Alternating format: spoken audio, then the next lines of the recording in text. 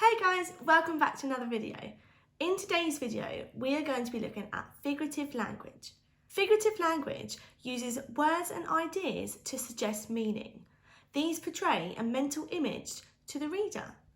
Often, it's used as a descriptive writing technique to give the reader and the audience a more vivid description, and it makes it really exciting as well. So today we're going to be looking at figurative language and how to use it in our writing. Should we take a look? Let's go. Today we're going to be looking at 5 different types of figurative language techniques. You can use these in your writing to add richness to a text. Often, figurative language compares things to others to create an image in the reader's mind. It's commonly used in fiction and in poetry. Let's take a look. First up are similes. A simile is a comparison phrase which highlights similarities by comparing something to something else using the words like or as. Let's take a look at some examples. Our first example reads, "The boy ran like a cheetah." And our next example reads, "She was as brave as a lion."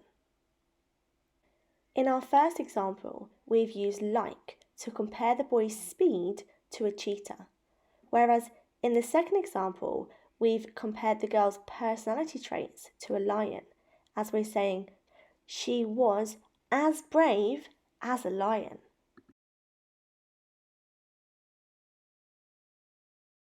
Now we're going to move on to our next figurative language technique. Next up is metaphors. A metaphor is actually similar to a simile, but instead of using like or as, it suggests that something is something else, which highlights the similarity. Let's take a little look. Our first example sentence reads, "He is a shining star." And our next example sentence reads, "The calm lake was a mirror." In the first example, we've used the word is. We've put, "He is a shining star."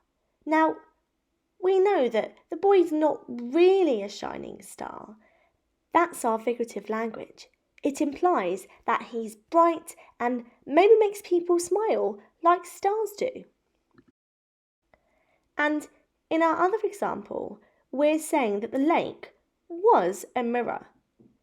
This might imply that the lake was quite reflective and you could see yourself in the water. So there we have metaphors. Remember, where you say that something is something else. Let's look at the next type of figurative language. Next up, we have personification. This is where you give human characteristics to objects. The title kind of gives you the definition as well. Personification. That's how I remember it anyway. Now let's take a look at some examples of personification. Our first sentence is, "The wind howled in the night." And our next sentence is, "The leaves danced in the summer breeze." Now, before I tell you where the personification is, see if you can spot it. Remember, personification is non-human things or objects being given human characteristics. Howled would be our first example of personification. It gives us an idea of how the wind was sounding in the night. And then danced would be our second example of personification. It shows us an image in our head of how the leaves were moving in the breeze. Next, we're moving on to another figurative language technique. We are now looking at onomatopoeias. That's a really big word. I really like this word. An onomatopoeia is a word that makes the sound of the thing it describes. Let's look at some examples. Honk, beep, zap, bang, boing. They are all examples of onomatopoeias. So this one's quite straightforward. They're just words that represents sound that you would recognise and hear. Now we're going to look at our last figurative language technique. It is alliteration. Alliteration is when words start with the same letter or sound. Let's take a look at some examples. The first example is the smiling sun shined. And the next example is mischievous monkey. As you can see, in the first example, the alliteration we used was the letter S or the S sound. And in the second example, the alliteration was the letter M or the sound. So there you have it. I've just shown you 5 different figurative language techniques. These are going to help your writing sound really interesting and create vivid images for the reader. Why don't we have a practice with what we've just looked at? I've got a little task for you now that I would like you to have a go at. I'm going to show you a picture of a setting on the screen in a minute.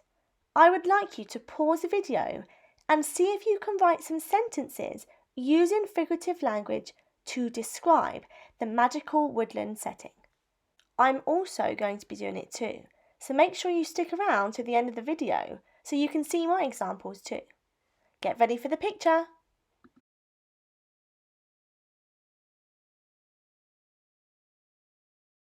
Here are my sentences that I wrote about the picture of the magical woodland. Can you spot the figurative language that I've used? In my first sentence, I used a simile by using like beautiful jewels shining. That's what I compared the flowers to.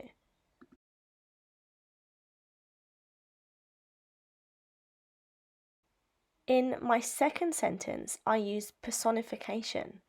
I used the word waved to describe how the trees were moving in the breeze. And in the last sentence, I used some alliteration, majestic mushroom, and also I used personification too. I said that the mushroom watched the flowers dance gracefully. So I gave 2 non-human things human characteristics there. I wonder how you got on with your sentences. How did they turn out? Great job for having a go. I hope this video has helped with your understanding of figurative language. Great job at using figurative language today. Next time you do some descriptive writing, why not see if you can include some figurative language in it? As can you see how more descriptive and exciting it makes your writing sound? Keep up the fantastic work, guys. Hope you're doing well. Until next time, see you soon. Bye.